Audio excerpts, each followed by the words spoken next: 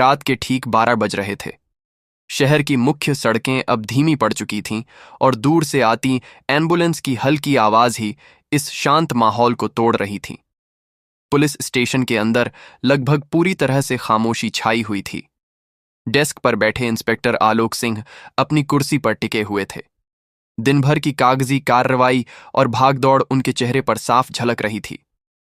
उनके पास 2 युवा कांस्टेबल मोहित और राकेश खड़े थे, जो बीच बीच में सुस्ती से अंगड़ाई ले रहे थे। तभी स्टेशन के सामने एक गहरे रंग की कार अचानक आकर रुकी। कांस्टेबल राकेश ने हैरानी से घड़ी देखी और धीरे से फुसफुसाया, यार, अब क्या आपातकाल आ गया? कार का दरवाजा खुला और एक 25 वर्षीय युवती नीचे उतरी। उसने एक साधारण लेकिन साफ सुथरा लाल सलवार सूट पहना हुआ था और उसके कंधे पर एक छोटा सा हैंडबैग था। उसका चेहरा शांत और सौम्य था, पर उसकी आंखों में एक ऐसी अजीब सी दृढ़ता थी जो बताती थी कि वह किसी साधारण काम के लिए यहां नहीं आई है। वह धीमे कदमों से पुलिस स्टेशन के अंदर दाखिल हुई। उसे देखकर हल्की नींद में झूल रहे इंस्पेक्टर आलोक सिंह ने आंखें खोलीं और झुंझुलाहट के साथ पूछा, हाँ, क्या बात है? इतनी रात को क्या समस्या है? युवती ने अपनी आवाज को नियंत्रित रखते हुए शांत और स्पष्ट स्वर में कहा, इंस्पेक्टर साहब, मुझे एसआईएसपी वर्मा से मिलना है। आलोक सिंह ने उसे ऊपर से नीचे तक देखा और एक व्यंग्यात्मक मुस्कान के साथ कहा, एसएसपी साहब से? क्या एसएसएसपी साहब तुम्हारे पड़ोसी हैं जो तुम रात 12 बजे उनसे मिलने चली आई?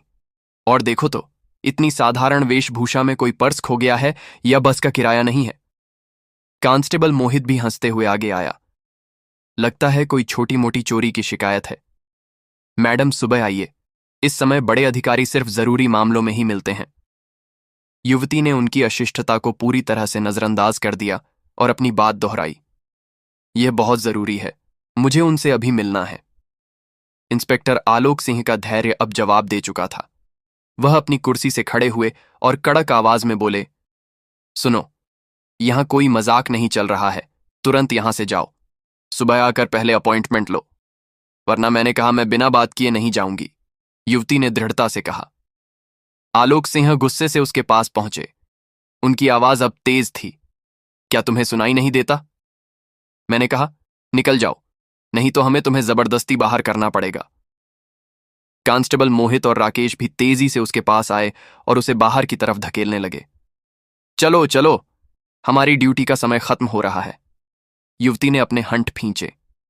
एक क्षण के लिए उसकी आंखों में एक तेज और चेतावनी भरा भाव उभरा। उसने पीछे हटते हुए कहा, अगर आप लोग अपनी ड्यूटी निभा रहे होते तो मैं अब तक एसएसपी साहब के ऑफिस में होती। आप अपनी वर्दी और अपने कर्तव्य का अपमान कर रहे हैं। आलोक सिंह ने क्रोध में युवती की कलाई पकड़ ली और खींचते हुए बोले, ओह, तुम कौन होती हो हमें कर्तव्य सिखाने वाली? तुम्हें क्या लगता है तुम कौन हो? युवती का चेहरा पूरी तरह से शांत था। उसकी आंखों में वह तेज चमक और गहरी हो गई थी। आलोक सिंह का हाथ अभी भी उसकी कलाई पर था और वह उसे खींचने की कोशिश कर रहा था। तभी एक पुलिस जीप स्टेशन के सामने जोरदार आवाज के साथ रुकी। जीप से एसएसपी वर्मा अपनी पूरी वर्दी में उतरे।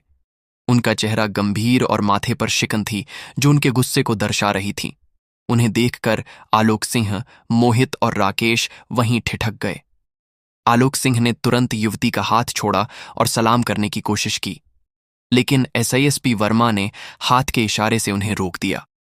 एसआईएसपी वर्मा की नजरें आलोक सिंह से हटीं और उस युवती पर टिकी। कुछ पल शांत रहने के बाद उन्होंने सम्मानपूर्वक पूछा, मैडम, आप यहां इस तरह क्यों खड़ी हैं? आपको तो सीधे मेरे कार्यालय में होना चाहिए था। एसआईएसपी साहब के मुंह से मैडम शब्द सुनते ही आलोक सिंह, मोहित और राकेश के चेहरे का रंग उड़ गया। उनके पूरे शरीर में एक गमकंपी दौड़ गई। आलोक सिंह, जो कुछ क्षण पहले दहाड़ रहा था, अब उसकी आवाज अटक गई। जी सर, हम युवती ने कोई जवाब नहीं दिया। उसने शांत भाव से अपनी घड़ी देखी और एसएसपी वर्मा से कहा, सर, मैं ठीक समय पर पहुंची थी, लेकिन आपके इन अधिकारियों ने मुझे अंदर नहीं आने दिया। इनका कहना था कि मैं बिना अपॉइंटमेंट के आपसे नहीं मिल सकती। एसएसपी वर्मा का चेहरा और भी कठोर हो गया। उन्होंने आलोक सिंह और बाकी दोनों की ओर देखा। तुम लोगों को क्या हो गया है? क्या तुम लोग अपनी नई आईपीएस अधिकारी को पहचान नहीं सकते? हाय आईपीएस। मोहित के मुंह से बमुश्किल यह शब्द निकले। एसएसपी वर्मा ने अपनी आवाज तेज करते हुए कहा, हां, ये आईपीएस रिया वर्मा है। इनका आज ही यहां तबादला हुआ है और तुम तीनों ने इनके साथ घोर बदतमीजी की है। दिनेश, राहुल और विजय के पैरों तले जमीन खिसक गई। वे डर के मारे तुरंत घुटनों के बल बैठ गए और माफी मांगने लगे।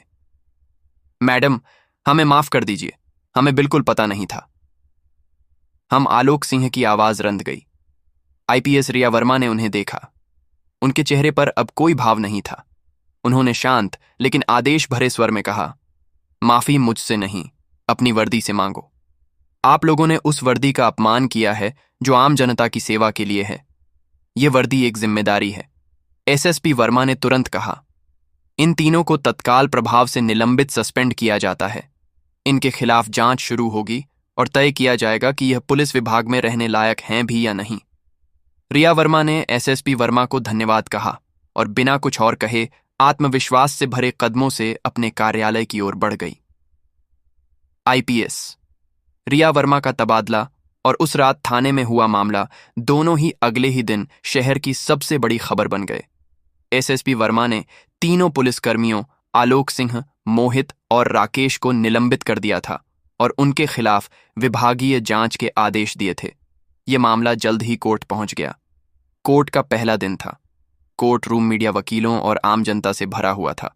सबकी निगाहें आईपीएस रिया वर्मा पर टिकी थीं, जो पूरी तरह से शांत और आत्मविश्वास से भरी थीं। वहीं तीनों सस्पेंड पुलिसकर्मी सादे कपड़ों में एक कोने में सिर झुकाए खड़े थे। अभियोजन पक्ष के वकील ने रिया वर्मा की ओर से अपना मामला शुरू किया। माय लॉर्ड, ये मामला सिर्फ एक अधिकारी का अपमान नहीं है, बल्कि यह उस शक्ति का दुरुपयोग है जो इन वर्दीधारियों को जनता की सुरक्षा के लिए दी गई है। एक आईपीएस अधिकारी जो शहर की सेवा के लिए आई, उसे रात 12 बजे उनके ही सहयोगियों ने अपमानित किया।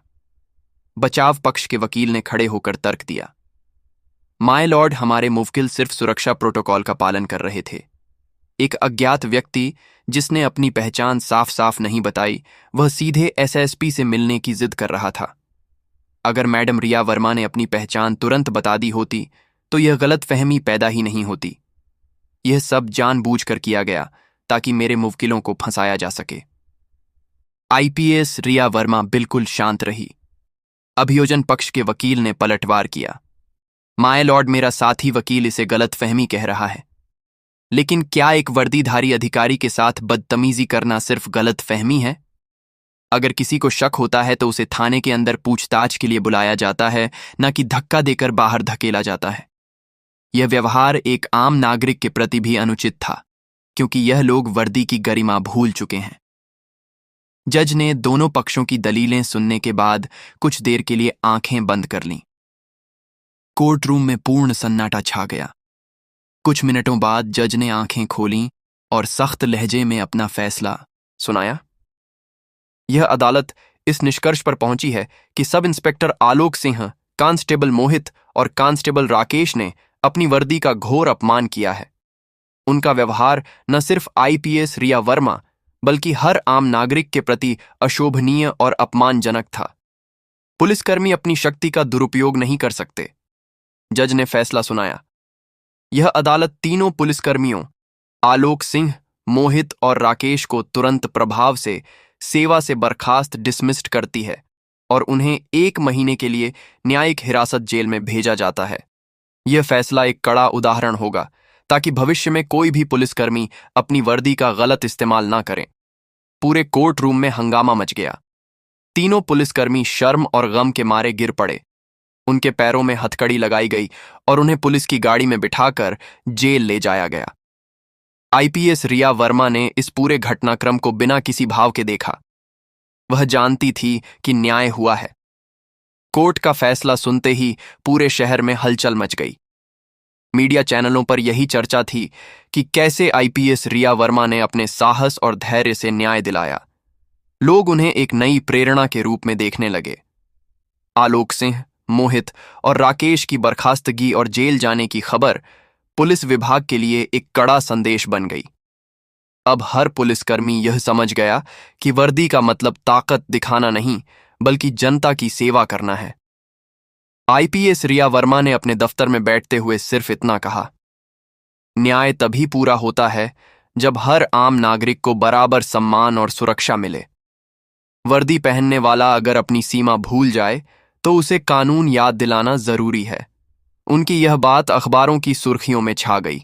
लोग कहने लगे कि शहर को एक निडर, ईमानदार और सच्ची अधिकारी मिल गई है। दोस्तों, अगर आपको यह कहानी अच्छी लगी हो तो इसे लाइक करें, अपने विचार कमेंट में जरूर लिखें और हमारे चैनल करना ना भूलें। आपकी एक लाइक हमें आगे बढ़ने की ताकत देती है। आपका हर कमेंट हमें और अच्छा कंटेंट बनाने की प्रेरणा देता है और आपका सब्सक्राइब हमारे चैनल का